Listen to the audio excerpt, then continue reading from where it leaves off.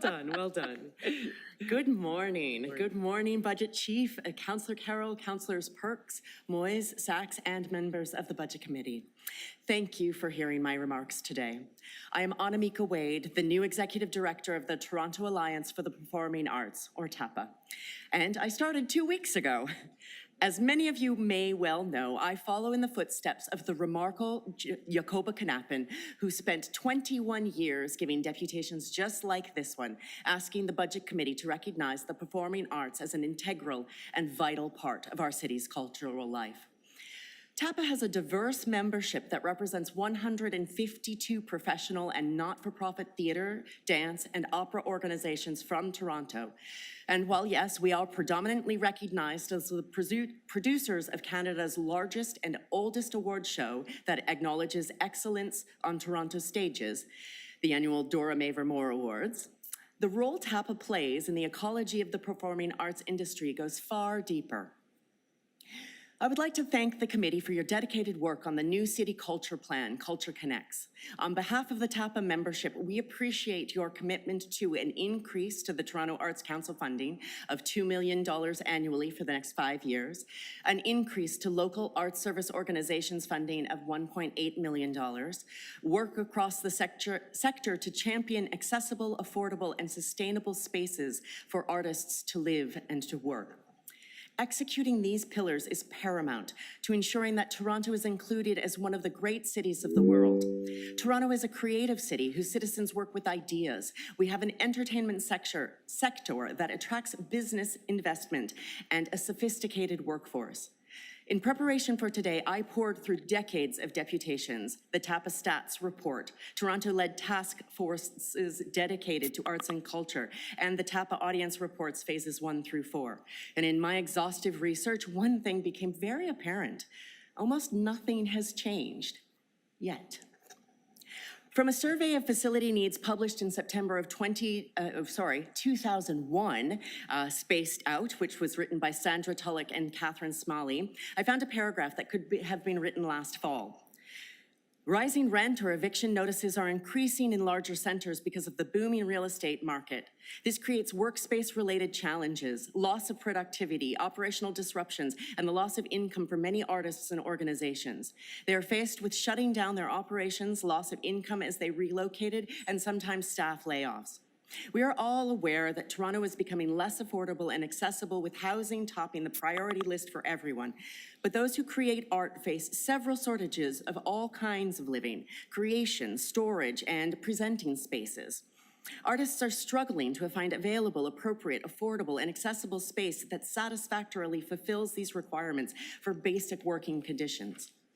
According to a 2024 State of the Sector policy report posted on October 8th, 2024, the Ontario Not-for-Profit Network said for the first time in 4 years, more than 60% of the arts and culture non-for-profit subsector reported their revenues failed to grow or they decreased. 76% less earned revenue, 79% less individual donations, 80% less foundation support, 82% less sponsorships. New data this year says that the top 3 expenses lines that the organizations reported increased by 70% in general administration costs, 76% in salaries and benefits, 70% in programs, services, and activity costs. With the austerity of government funding at all levels, the Toronto performing arts community is facing very real challenges. It is increasingly precarious to be an arts and culture organization in 2025. 42% of arts and culture organizations reported having used their reserve funds in 2024, and 22% do not have any reserve fund at all. Over half of arts and culture heritage and tourism respondents say that they were at risk of not existing in the next 3 years. Yet, a recent study released by the Ontario Arts Council reveals that 82% of all Ontarians believe that an active local arts scene helps communities attract business. What's more, in the recent public budget consultations conducted here in the City of Toronto, arts and culture, entertainment, and attractions were rated in the top 5 Toronto services selected for increased investments by responding to the city's survey. Something that has changed that the performance arts sector is heading towards an economy of care. A care-led future is critical to ensure the healthy sector, and yet there are still countless individuals who cannot be artists, have a child, or start a family because they live in the city of Toronto. Simply put, artists continue to be driven out of Toronto, while alarmingly nearly 1 in 5 artists have been rent-evicted. It doesn't need to be like this. Our sector is a proven driver of economic growth, but more importantly is the heart of community well-being, and this committee can cultivate the heart and soul of this city by adhering to Toronto's new culture plan in the coming years. I'll just need you to wrap up. And this is TAPA and its member believe in Culture Connects. We thank you for your incredible work on this ambitious plan, and we are eager to collaborate with you in 2025. Thank you for your time. Okay, thank you. Are there any questions? I just have one because I don't want to lose track of this number, and I'm not negating any of the other numbers, but I think you said 82% report a reduction or a loss of sponsorship. 82% have reported less sponsorship opportunities yes. Okay. When asking for money, the sponsorships have fallen away. Yeah. Okay, thank you. Councillor Moyes? Thank you. So the city is clearly investing, through a cultural plan. Has the province, the feds, invested as well, or is it? I do not have numbers on that as well, but I can say that last year the OAC did serve a reduction of funding to most of its operating fund, those who were receiving operational funding. Most people saw a decrease in funding anywhere from about 3%, some of them to as much as 15 or 20% of what they had received in previous years. Okay, thank you. Okay, thank you. Thank you. Thanks for your speech. Good morning, Gideon. So, Councillor Perks, I'm going to need you on deck. I'm going to listen to as much as I can. I have to slip out for a police matter, but Vice Chair Perks is going to chair while I'm gone. Councillor Sachs is with us virtually, and I will be back ASAP. I won't take it personally. Yes. You're not in trouble, are you? I'll just let you get settled in, and then I'll, if we could restart. There we go. Away you go. Thank you so much.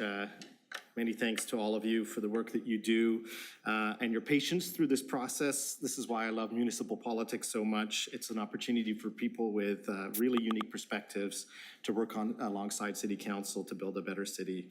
My name's Gideon Arthurs. I'm the Executive Director of Soulpepper Theatre Company in Spadina, Fort York, and I'm also the Vice Chair of TAPA, and I'm the Chair of Sankofa Square's Management Board, where I get to work closely with Councillor Moyes.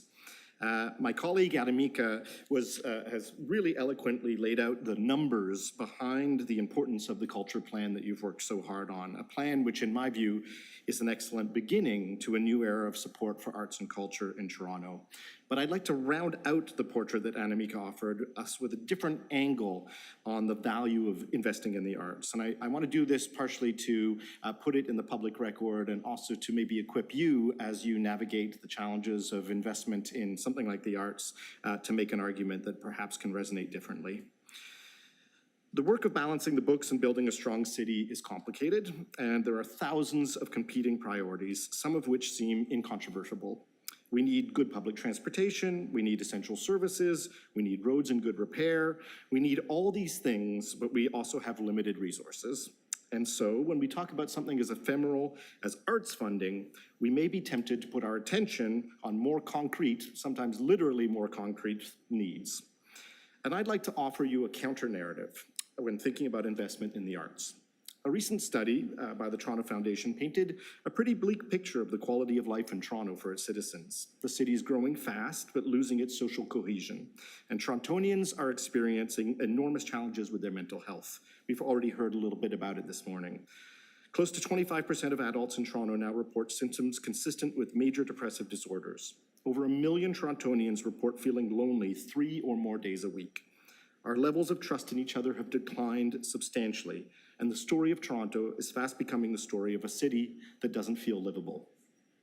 Undoubtedly, part of that is because of traffic or less reliable public transportation, but the other part is that as the city has grown, we've not tended to the soul of our city.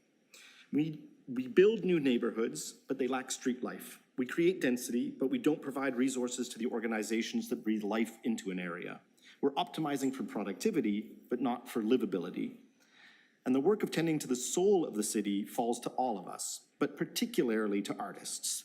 They bring texture and color to our lives. They bring us out of our homes and into the streets. They create the reasons we venture out on a freezing January evening to a local theater and grab a bite at a nearby restaurant. They craft moments for us to suspend our differences and examine the world through new eyes. They help us write new stories about our community and encourage us to think and feel collectively. Art is not a luxury, but it's a necessity. And not because it's broccoli for the soul, but because it's one of the most powerful tools we have to help us imagine better ways of being together. As chair of Sankofa Square, I've experienced firsthand the power of cultural debate. Here's an agency that manages a fairly forgotten stretch of concrete outside the Eaton Centre. But when Mayor Chow and Councillor Moyes had the conviction to push us to reimagine what that square could be, the community suddenly became incredibly vocal. Proponents were relieved, critics were vitriolic, but the passion of the debate around the renaming of the square speaks to Torontonians' desires that we build a story for the city that reflects who we truly are. This is culture, and we too often think that artists should generate it out of the goodness of their hearts. The truth is that the arts are one of the soundest investments we can make as a city. When we provide resources to artists, they make our neighborhoods feel safer. They generate incredible returns for local businesses. They make our city an attractive destination for skilled labor. And they help us build up the resilience to face the many and diverse challenges ahead of us. This is not a stretch. When we look at the list of most livable cities in the world, they all outspend Toronto in supporting arts and culture. So my offer for you, as you consider the myriad and infinitely expensive needs of the deputants and communities you serve, is to reframe your own thinking about why you are investing in the arts. And to know that a large and powerful group of artists and art workers are standing by to work with you to make the city less lonely, more livable, and more socially cohesive. And I'd go so far as to argue that until we, as a city, find a way to define a new story for Toronto, a new identity and a new culture for this young, vibrant, and spectacularly diverse city, it won't matter how many roads we fix and how much faster people can get to work. We need new and novel solutions to these problems, and that starts by providing the community with the spaces, tools, stories, and inspiration to come together and chart a new course for the city. Thank you so much, Gideon. Are there any questions for Gideon? Councillor Moyes? He's right on time. But, I mean, it's not really a question, but a comment. Thank you for all that you do to support our city and our community. And the art's so important. We saw that during COVID as well. You know, it was one of the things that brought people together, and it healed a lot of us. So thank you for all that you do, continue to do. And we will continue to support the arts as a council. Yeah. Thank you very much. I don't think you need to answer that. Great. Okay, Many thank thanks. you so much. Next I have Kinley N. Shand.